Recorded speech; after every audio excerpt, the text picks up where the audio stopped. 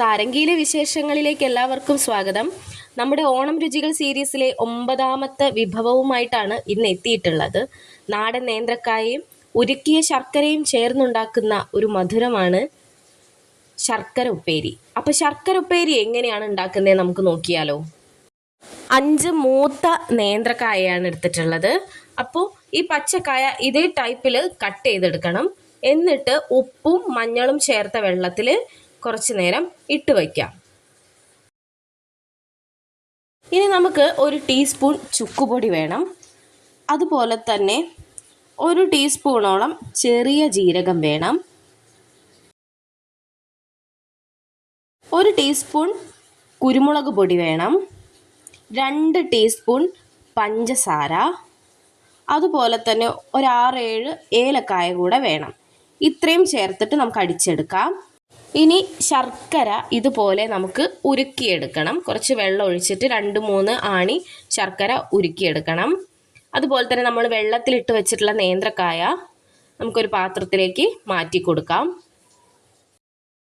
ഏകദേശം നമ്മുടെ ശർക്കരപ്പാനിയുടെ ഉരുകി വരാൻ തുടങ്ങിയിട്ടുണ്ട്. നന്നായിട്ട് ആ ശർക്കര കൂടി അതിൽ മെൽറ്റായി വരട്ടെ. ഇനി നമുക്കൊരു ചീനച്ചട്ടിയിൽ പകുതിയോളം വെളിച്ചെണ്ണ ഒഴിച്ചു കൊടുക്കാം. ആ വെളിച്ചെണ്ണ നന്നായിട്ട് ചൂടായി വരുമ്പോൾ നമ്മൾ നേരത്തെ മഞ്ഞൾപ്പൊടിയിലും ഉപ്പിലൊക്കെ ഇട്ട് വെച്ചിട്ടുള്ള പച്ചക്കായല്ലേ, അപ്പോൾ ആ നേന്ത്രക്കായ നമ്മൾ മാറ്റി വെച്ചത് ഇതിലേക്ക് ചേർത്ത് കൊടുക്കാം. നമ്മൾ വെള്ളമൊക്കെ ഊറ്റിയിട്ട് മാറ്റി വെച്ചിട്ടുണ്ടായിരുന്നു. ആ കായ നേരെ എണ്ണയിലേക്ക് ഇട്ട് കൊടുക്കാം. ഇനി നന്നായിട്ടൊന്ന് അത് മൊരിഞ്ഞു വരട്ടെ.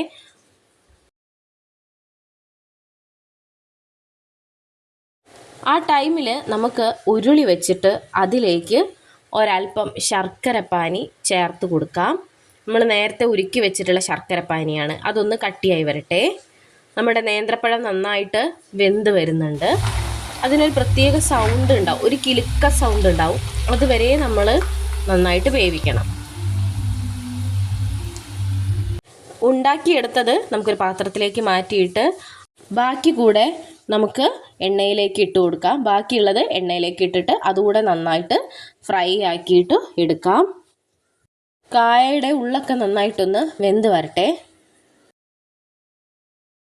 നമ്മൾ നേരത്തെ കുറുക്കാൻ വെച്ചിട്ടുള്ള ശർക്കരപ്പാനി അത്യാവശ്യം കുറുകി വന്നിട്ടുണ്ട്.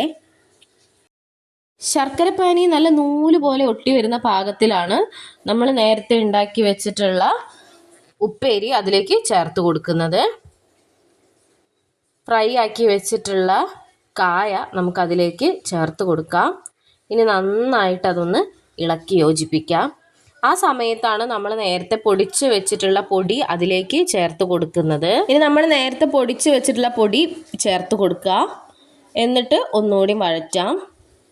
നന്നായിട്ടൊന്ന് കുറുകി വരണം കേട്ടോ. അതിനനുസരിച്ച് വീണ്ടും നമുക്കിങ്ങനെ ആ പൊടികൾ ചേർത്ത് കൊടുത്തിട്ട് കുറുക്കിയെടുക്കാം.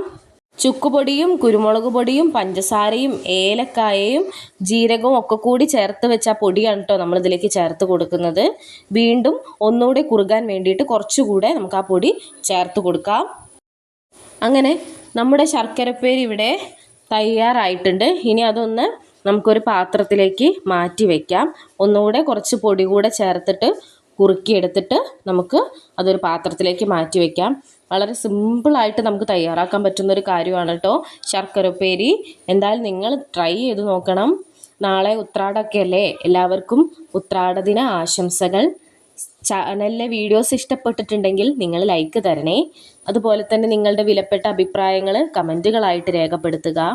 ഈ ഓണക്കാലത്ത് എൻ്റെ പ്രിയപ്പെട്ട എല്ലാ പ്രേക്ഷകർക്കും കുടുംബാംഗങ്ങൾക്കും ഒരുപാട് സന്തോഷവും സമാധാനവും ഐശ്വര്യവും ഉണ്ടാകട്ടെ എന്ന് ഹൃദയം നിറഞ്ഞ് ആശംസിക്കുന്നു. സ്നേഹവും സന്തോഷവും സമൃദ്ധിയും നിറഞ്ഞ ഒരു തിരുവോണം കൂടെയാണ് നമ്മുടെ മുന്നിൽ എത്തുന്നത്. ഒരിക്കൽ കൂടി എല്ലാവർക്കും ഹൃദയം നിറഞ്ഞ ഓണാശംസകൾ നേരുന്നു. താങ്ക്